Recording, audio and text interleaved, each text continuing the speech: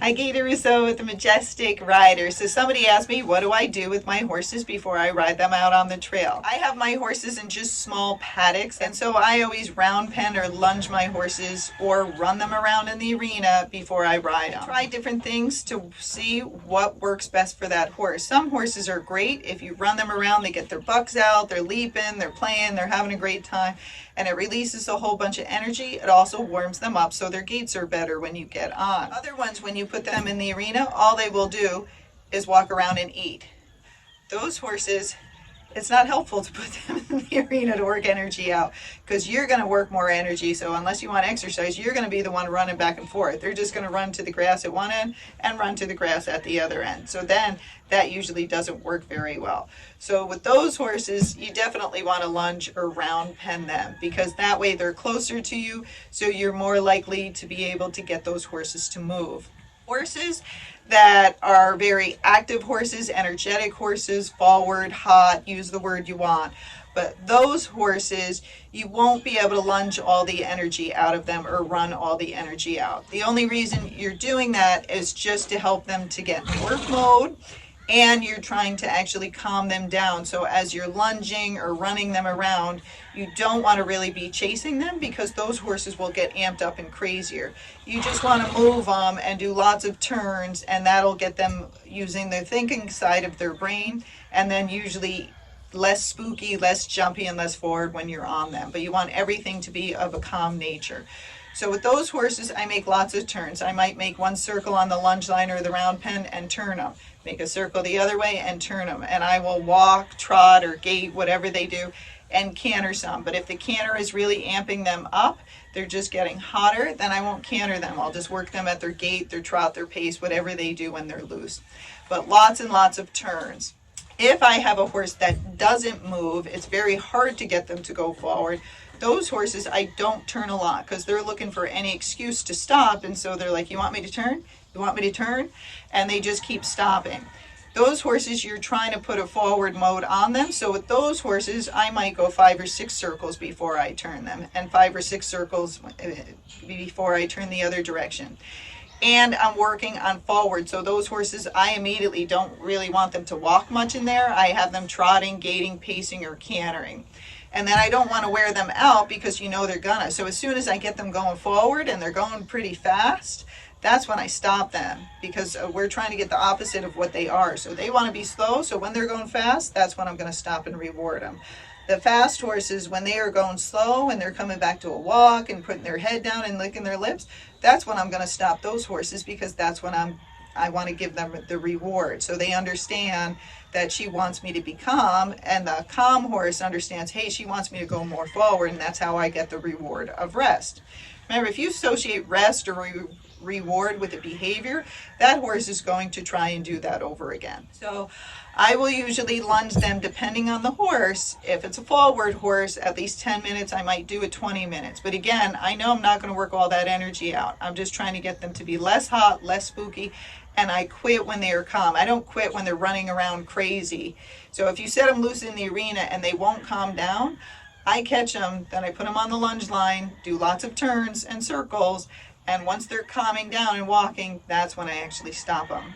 If they won't calm down, I might actually have to stop them myself, walk over, stand there, give them a couple treats or scratches, and just try to get them to relax. And then repeat it until they understand that standing is a good thing. Because most of those horses, people have been chasing them all their lives, so they have no idea. They just think if I run around, they leave me alone. So that's what they choose to do. So you have to show them, hey, you can be calm.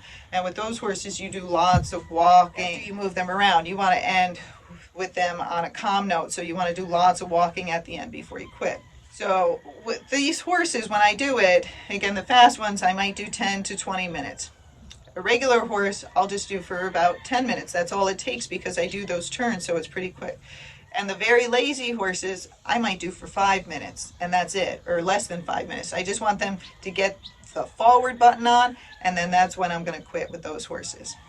The other thing I do is desensitizing. And depending on the horse, I will do a lot of desensitizing, or I will do very little. The horses that really aren't spooky, you don't have to do a lot of desensitizing with. You just want to do it once in a while to make sure they're okay, or if they're getting spooky out on the trail. So those horses, in the beginning, I might do it a couple of times a week when the horse is new to me, after that once a week, and then after that once a month or once every couple of months. Horses that are very spooky, I will do every day. And I will work them first, so I'll lunge them, round pen them, or run them around, and then I do the desensitizing after that. Because the last thing I want them to remember is, hey, if something moves around you, I just want you to be calm and still. If you desensitize them and then run them around, you're amping them up more. So if you run them around first and then do this desensitizing, you're help to calming their brain down and get them thinking and just relaxing. Okay?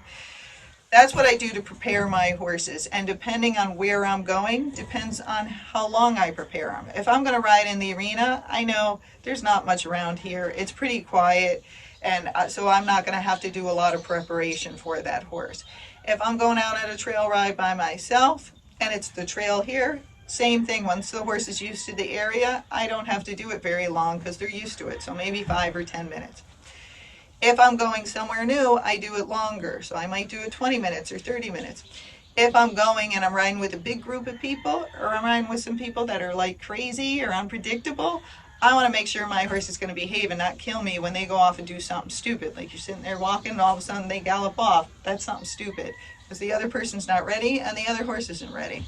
So with those people, I am definitely going to lunge my horse or work it for 30 minutes. Or I might even lunge it, ride it, and then put it in the trailer. Because I want to be over prepared and make sure that horse is calm. And when I get to where I'm going, the horse is amped up, I am going to lunge them there. You can't do it very well if it's on the cement, but I could do that sending exercise. But if there's gravel or dirt, then I'm going to pick somewhere and do my sending exercise, my lunging before I get on the horse. Because you want it to be calm. Some of the people watch this and go, that's crazy, I'm just going to get on the horse. That's okay.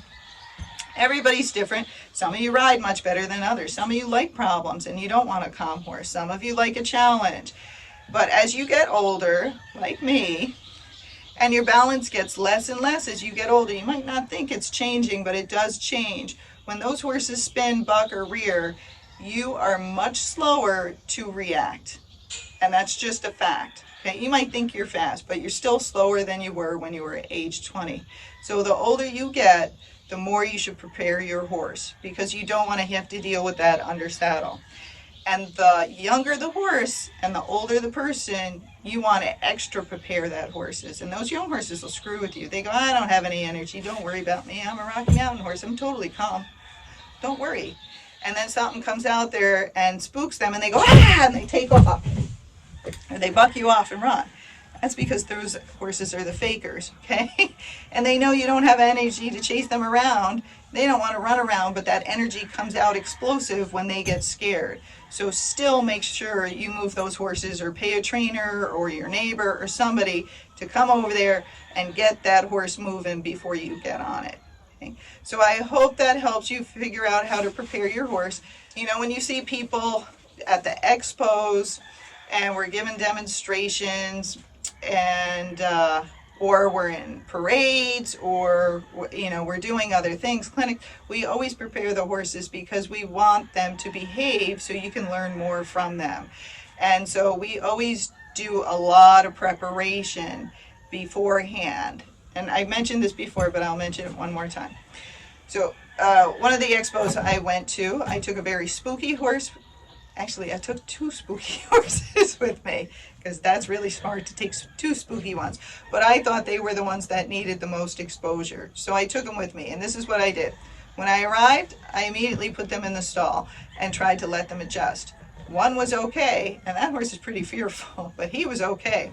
The other one reared up.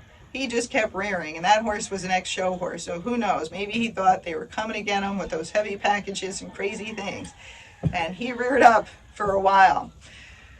A couple hours later, after I tried to let them settle, this one was still calm, this one was still rearing, I took them out and I went and lunged them for about a half an hour. Then I walked them all around the facility and let them see every crazy thing that was going on. Okay? Then I put them back in their stall for a little while, took them out again, and repeated it later in the day. Walked them around again, and then I got on and rode them. So they were much calmer and less likely to kill me. I rode them around. They would still spook at some stuff, but they were quite good.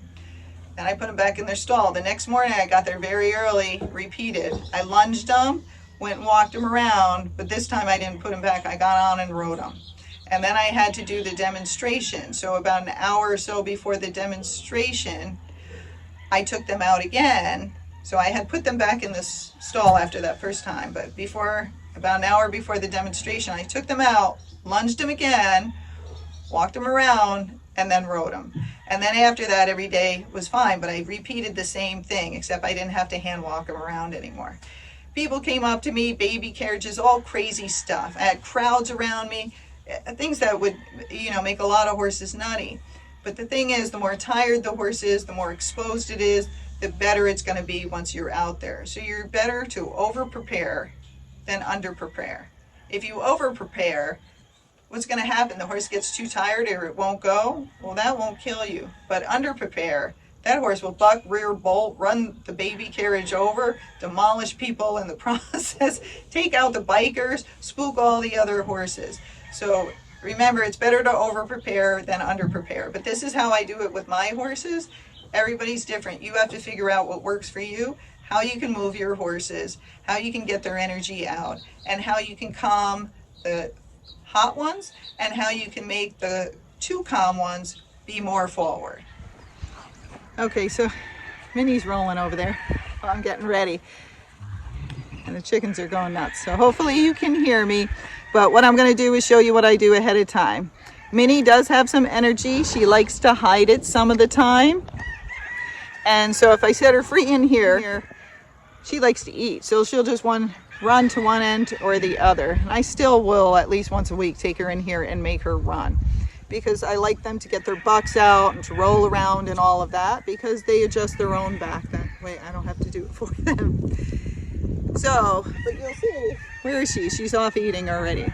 So I am going to lunge her because she had a couple of days off. And you'll see, I have my pole set up like a clock, like I always do, because I'm lazy.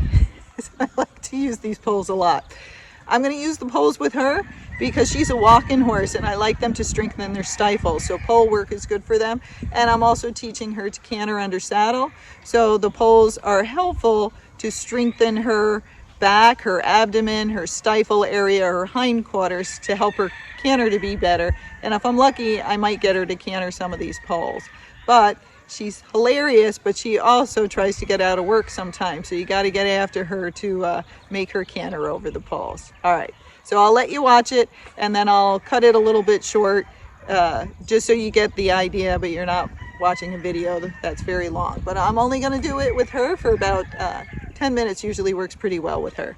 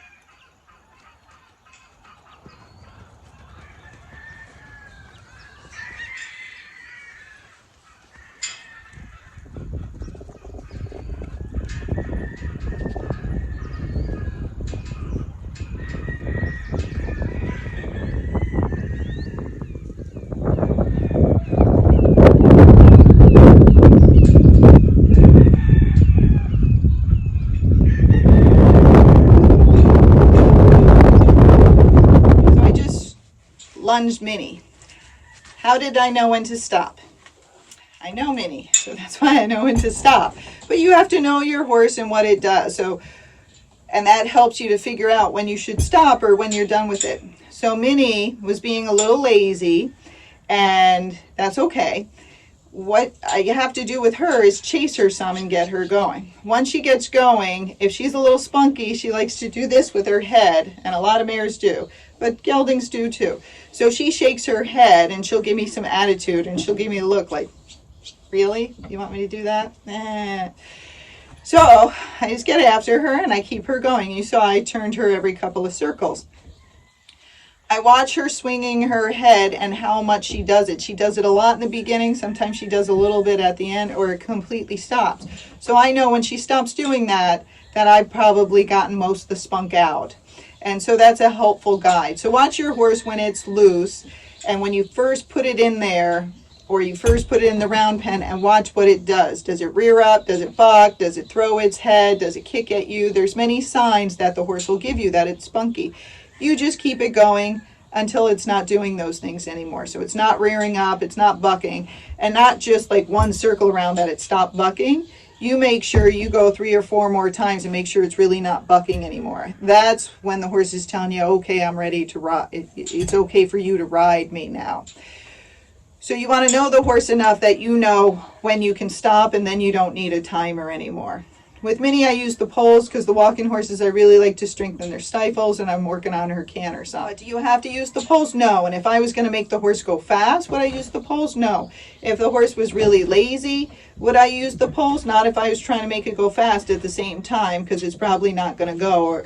So I might walk the horse over the poles with some energy, but if I'm trying to make it go fast, or I'm trying to make it run around, I want a big area, and I want a much bigger area than I use with the poles. So you have to figure out with each horse what the special recipe is to make it really good.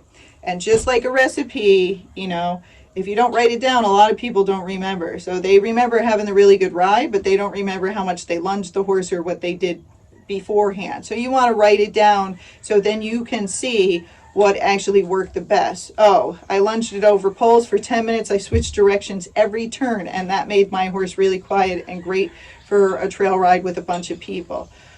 Oh, I took my horse out and ran in a circle for 20 minutes, but I changed the direction every 2 times, and that worked well, and it was really calm. Oh, I went and lunged my horse for 5 minutes. It was still swinging its head when it was done. It was still bucking, and I went out with my friends, and the horse bucked me off. Surprise. So they tell you, but you have to listen, and you have to see and know your horse. So write it down. Each time you do it, time it, because time always feels longer than it is, and 10 minutes is a long time, but you'll think in 2 minutes that that was 10 minutes. So time it and make sure. And if your horse hasn't been worked in a while and it's spunky, or it's a young horse and it hasn't worked in a while, 20 to 30 minutes of moving fast the whole time, that's what you want to do to wear it out. Now, some people will say, I don't want to wear the horse out. I don't want it to circle. It might injure itself. It might do this. It might do that. It's up to you to decide what you want to ride. I want to ride a calm horse that's not going to kill me, because lots of bad things happen on the trail, and I want to be safe. So I'd rather take the risk of him injuring himself in there on the lunge line than me getting really hurt out there on the trail. But it's up to you to decide how much you want to do and what works for your horse. This is just what I do, and hopefully you'll find a special recipe that works for your horse. Hope that helps.